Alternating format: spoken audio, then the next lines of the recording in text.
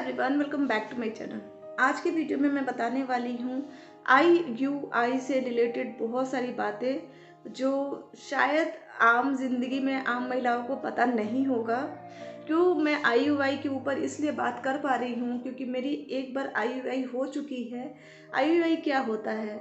IUI एक ऐसा तरीका होता है जिससे कि मतलब आप अगर नेचुरली कंसीव नहीं कर पा रहे हो किसी भी रीज़न से, तो आपको जो डॉक्टर्स होते हैं वो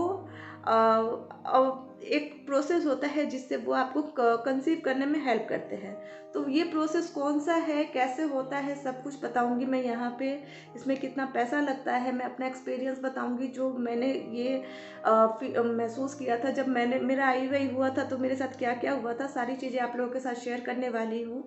तो वीडियो होने वाला है बहुत ही इन्फॉर्मेटिव, तो वीडियो को पूरा ज़रूर देखिएगा जिससे कि आपको आईयूआई के बारे में अच्छे से नॉलेज हो पाए। क्योंकि मैं कोई डॉक्टर नहीं हूँ, मैं यहाँ पर अपना एक्सपीरियंस सिर्फ आपके साथ शेयर कर रही हूँ।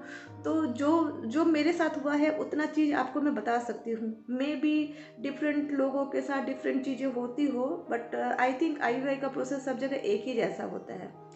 तो चलिए वीडियो शुरू करते हैं। वीडियो को पूरा जरूर देखिए और वीडियो अच्छा लगे तो इसको लाइक जरूर कीजिएगा, सब्सक्राइब कर लीजिए चैनल ऐसे ही इन्फॉर्मेटिव वीडियोस के लिए। क्योंकि इस चैनल पे मैं प्रेगनेंसी, बेबी, पेरेंटिंग रिलेटेड बहुत सारी वीडियोस लेके आती हूँ जो आप लोगों के लिए काफ़ी इन्फॉर्मेटिव होती है। तो चलिए वीडियो शुरू करते हैं। तो आईयूआई क्या होता है? आईयूआई होता है ऐसा तरीका जिससे अगर आप नेचुरली कंसीव नहीं कर पा रहे हो तो इस तरीके के थ्रू आप कंसीव कर सकते हो। अब दूसरा सवाल है कि क्या आईयूआई 100% सक्सेसफुल होता है? तो जी नहीं, 100% आईयूआई सक्सेसफुल नहीं होता है। आईयूआई का जो प्रोसेस होता है वो एक ऐसा प्रोसेस है जस्ट लाइक कि आप नॉर्मली जैसे गर्भ धारण करते हो, मीन्स हस्बैंड वाइफ इंटीमेट होते हैं, जो शुक्राणु होते हैं वो जो आपके बच्चेदानी है वहाँ पे अंडे अंडे जो बनते हैं उसमें जो फर्टिलाइज होती है, तो उस तरीके से जैसे आप कंसीव करते हो ना। बट किसी कारण अगर आप नॉर्मल तरीके से कंसीव नहीं कर पा रहे हो तो डॉक्टर आपको ये करते हैं कि आपका जो आपके हस्बैंड का स्पर्म होगा उसको वॉश करवाते हैं। सबसे पहले तो पूरा टेस्ट वेस्ट आपका करवाते हैं और उसके बाद जो हस्बैंड का स्पर्म होता है उसको वॉश करवाते हैं और उसमें से जो एक्टिव स्पर्म होता है उसको आपके वजाइना में एक कैनल फिनाइल के थ्रू, मतलब क्या बोले, एक छोटी पतली सी पाइप होती है, तो उसके थ्रू आपके वजाइना में इंसर्ट किया जाता है। और जब इंसर्ट करते हैं ना, तो आप जैसे ये लेट के रहते हो ना, ये तो आपकी बॉडी ऐसे रहती है, मीन्स आपका सर ये, पाँव ऐसा, जिससे कि आप वो अच्छे से जो स्पर्म होता है वो अच्छे से तैर के स्विम करके आपके बच्चेदानी तक जाए और वहाँ पे जो आपके एक्टिव एग्स है उसके साथ फर्टिलाइज कर पाए, मिल पाए। तो ये प्रोसेस होता है आईयूआई।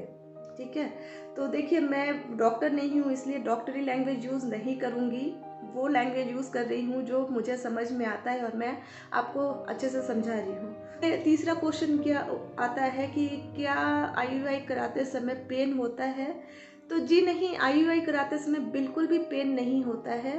वो जो पाइप होता है ना, वो मेरी फिंगर है इससे भी पतली, मतलब बहुत पतली पाइप होती है, जस्ट लाइक जो स्ट्रॉ आप कोक पीने के लिए यूज़ करते हो, स्ट्रॉ होता है ना, उस टाइप, उससे थोड़ी सी मोटी, उससे थोड़ी सी मोटी, हल्की मोटी, और उतना ही मोटा फिनल होता है। उसमें आपका डाला जाता है, हस्बैंड का स्पर्म ऊपर से डाला जाता है और नीचे जो होता है ना, नीचे वो होता है जैसे आपका यहाँ पे सिलाइन वाटर चलता है तो एक पतली सी पाइप के थ्रू डाली जाती है ना, वैसे ही होती है। जस्ट आपके वजाइना को ऐसे वो उंगली से ऐसे फैलाते हैं थोड़ा सा, बहुत हल्का सा, और अंदर डाल देते हैं और अपनी सही जगह पे फिट करते हैं। पेन बिल्कुल नहीं होता है, लेकिन हाँ थोड़ा सा, जैसे देखो क्योंकि ये इंटीमेट एरिया की बात होती है तो हर औरत शायद किसी के सामने भी वैसे कंफर्ट ना हो, तो आपको पेन नहीं होता है, बट आपको थोड़ा सा अनकंफर्टेबल महसूस होता है, लेकिन पेन बिल्कुल भी नहीं होता है। अब बात करते हैं इसमें खर्च कितना आता है। तो देखिए 2015 में मैं फरीदाबाद में थी, तो उन दिनों में मैंने ये करवाया था। तो आईयूआई का जो पूरा प्रोसेस था उसमें मेरा खर्च आया था आई थिंक 8,000 रुपये। उस टाइम में। तो ये डिपेंड करता है city to city, hospital to hospital depend करता है कि आप किस हॉस्पिटल में जा रहे हो, कैसा किस सिटी में रहते हो। छोटे सिटी में रहते हो तो थोड़ा कम भी खर्चा हो सकता है, बड़े सिटी में रहते हो तो ज़्यादा भी हो सकता है। प्लस ये 2005 की बात थी, तो अब उस हॉस्पिटल में, जिस हॉस्पिटल में मैंने करवाया था, उस हॉस्पिटल में आई थिंक अभी 15,000 रुपये लगते हैं। जो मैं लास्ट अपडेट लास्ट ईयर की है उस टाइम का मैं बता रही हूँ कि 15,000 रुपये लगते हैं, क्योंकि वो डॉक्टर का हाथ बहुत ही अच्छा था।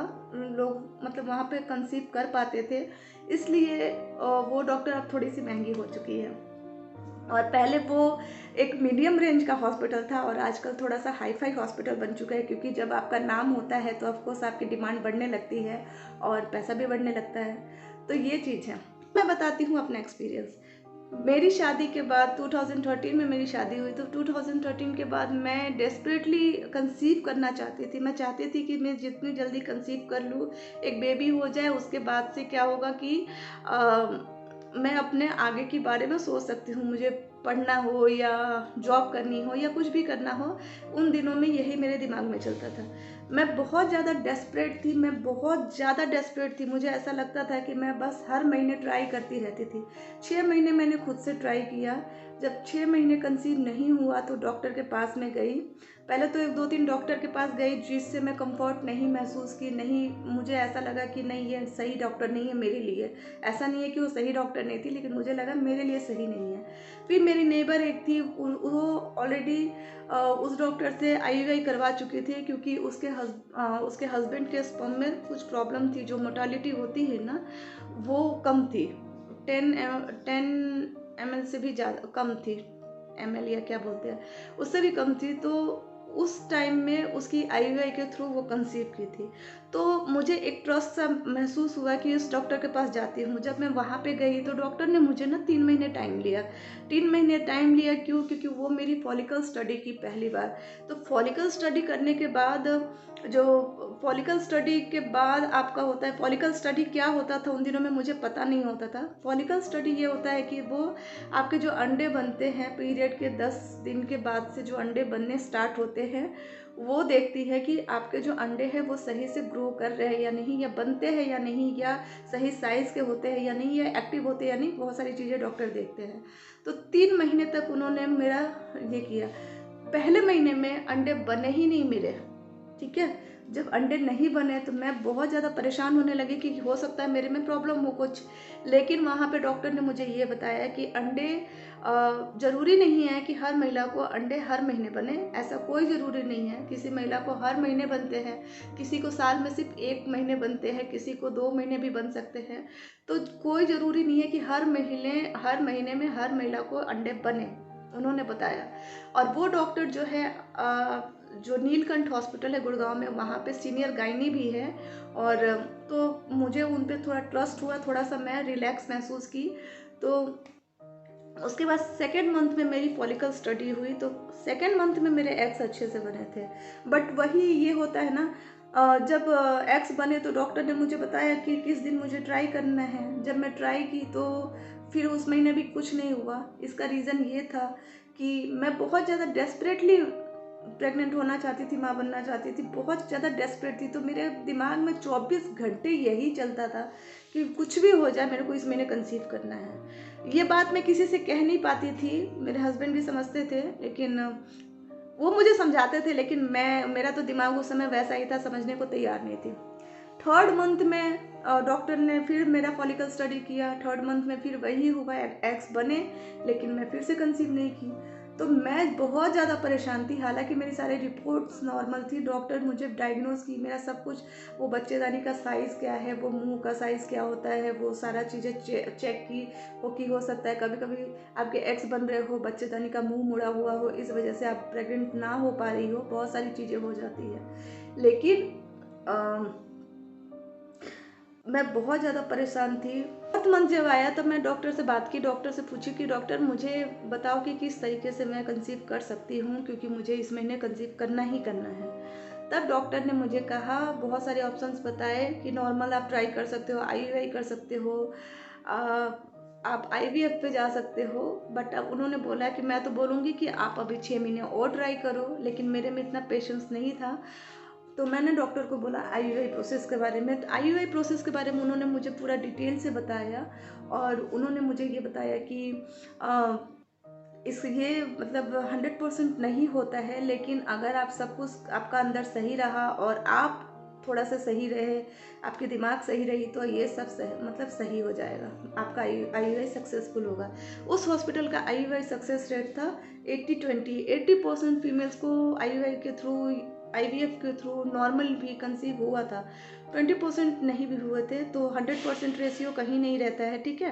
कोई आपको बोले कि 100% सक्सेसफुल होता है आईयूआई, बिल्कुल भी नहीं होता है, और ये मेरी पर्सनल एक्सपीरियंस से मैं बता रही हूँ। तो मेरे साथ साथ मेरे जिस दिन मैंने करवाया था वो 15 अगस्त का दिन था 2015 में, और उस दिन बहुत बारिश हुई थी फरीदाबाद में, बहुत ज़्यादा बारिश हुई थी, और इतना बारिश हुई थी कि मैं पानी भर के मैं गई थी मतलब मेरा पूरी कमर तक पानी थी, इतनी ज़्यादा बारिश हुई थी।